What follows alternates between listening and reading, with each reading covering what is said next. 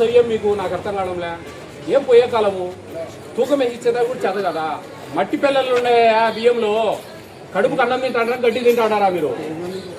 ఏమి స్టేజ్ నుంచి అట్లా వస్తాయా? ఏమన్నా మీనింగ్ కదా వీడన్నీ అడ ఎవరన్నా తూకం వేయమంటేనేమో అట్లా పక్కన కూర్చోమంటావంట. ఏమయ్యా ఛార్జ్ మేమో ఇవ్వండి ఇతనికి ఇమీడియట్గా ఛార్జ్ మేమో ఇస్తారు రిప్లై సాకు మళ్ళా అడ్డ కూతాలంటే వారు తెలివి తక్కువ ఎదవా.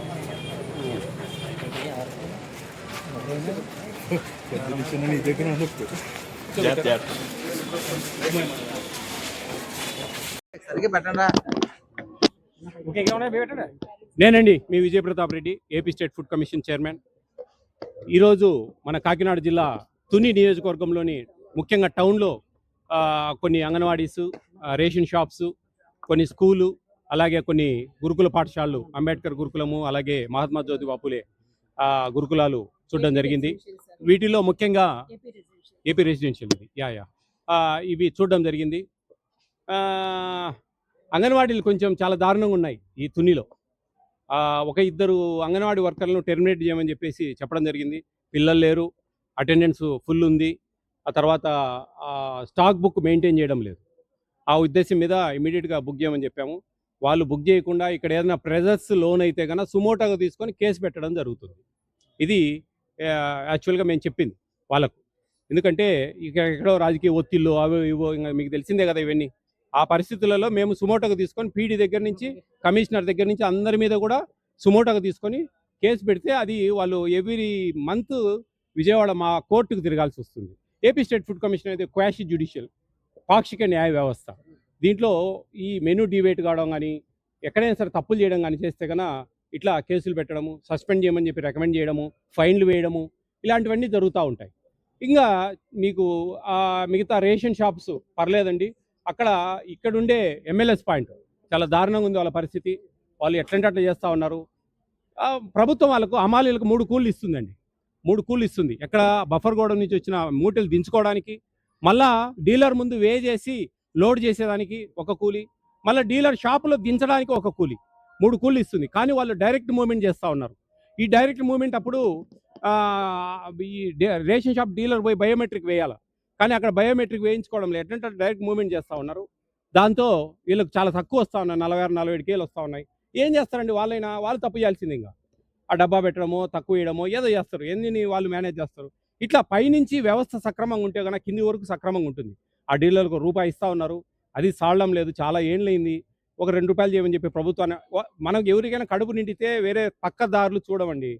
కడుపు నిండకపోతే ఖచ్చితంగా వేరే ఆల్టర్నేట్ ఎతుకుతూనే ఉంటాం. ఎట్ట డబ్బులు సంపాదించుకోవాలి, ఎట్ట బతకాలా అనే ఉద్దేశాల మీద. ఆ విధంగా ప్రభుత్వం కూడా కొన్ని, వాస్తవం చెప్పాలంటే ప్రభుత్వం కూడా చిన్న చిన్న తప్పులు ఉన్నాయి దీంట్లో. 2014లో 1200 1400 చేశాము. దాని తర్వాత ఇంతవరకు రేట్స్ పెంచడం లేదు హాస్టల్లో 10th క్లాస్ బిలో పిల్లలకు. అంటే 46 రూపాయలు 67 పైసలు ఏ విధంగా సరిపోతుంది చెప్పండి? మనమే ఆలోచిద్దాం. మార్నింగ్ మిల్క్ ఇవ్వాలా, బ్రేక్ఫాస్ట్ ఇవ్వాలా, ఒక బాయిల్డ్ ఎగ్ ఇవ్వాలా, ఒక చిక్కీ ఇవ్వాలా, మధ్యాహ్నం లంచ్ ఇవ్వాలా 2 curries with curd, evening snacks ఇవ్వాలా, night 2 curries with buttermilk భోజనం పెట్టాలా, మళ్ళీ నైట్ అట్టిపండు ఇవ్వాలి. ఈ 46 రూపాయలు 67 పైసలకు ఇవన్నీ జరుగుతాయా? ఆలోచించండి. మళ్ళీ వీక్లీ 2 చికెన్ ఇవ్వాలి, 6 ఎగ్స్ ఇవ్వాలి వారానికి. ఇవన్నీ కష్టమండి. అది ప్రభుత్వం కూడా కొంచెం దీని మీద దృష్టి కేంద్రీకరించి కొంచెం ఒక 200 రూపీస్ ఇంక్రీజ్ చేస్తే కన్నా వీళ్ళు కొంచెం సవ్యంగా పెట్టేదానికి ఆస్కారం ఉంటుంది.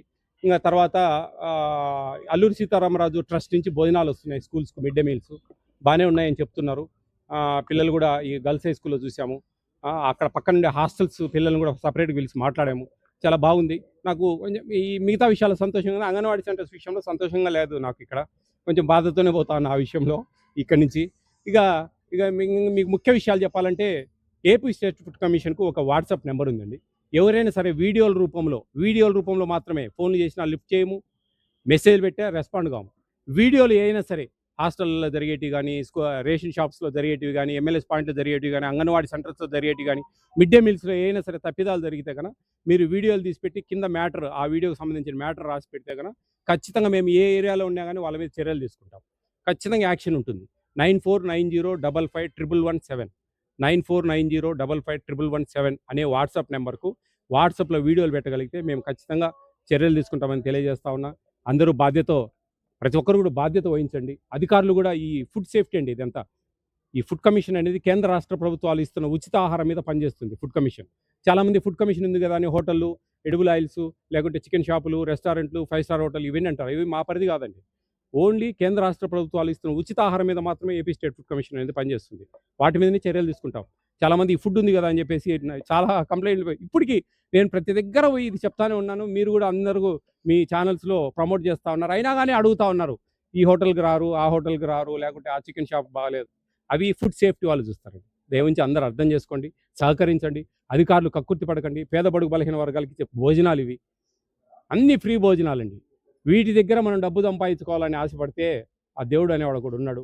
ఎన్ని రోజులని మేము కాపలా ఉంటాం. మోసం చేయాలంటే ట్రాన్స్‌పరెన్సీ అనేది ఉండదు దీంట్లో. ఎందుకంటే పెట్టామా, తిన్నామా, పడుకున్నారా, తెల్లారు. That's all. వాళ్ళు ఏం పెట్టినారు, ఎంత పెట్టినారు, క్వాంటిటీ అనేది చూసేవాళ్ళు ఎవరు ఉండరు. ఎంతైనా మోసం చేయొచ్చు దీంట్లో.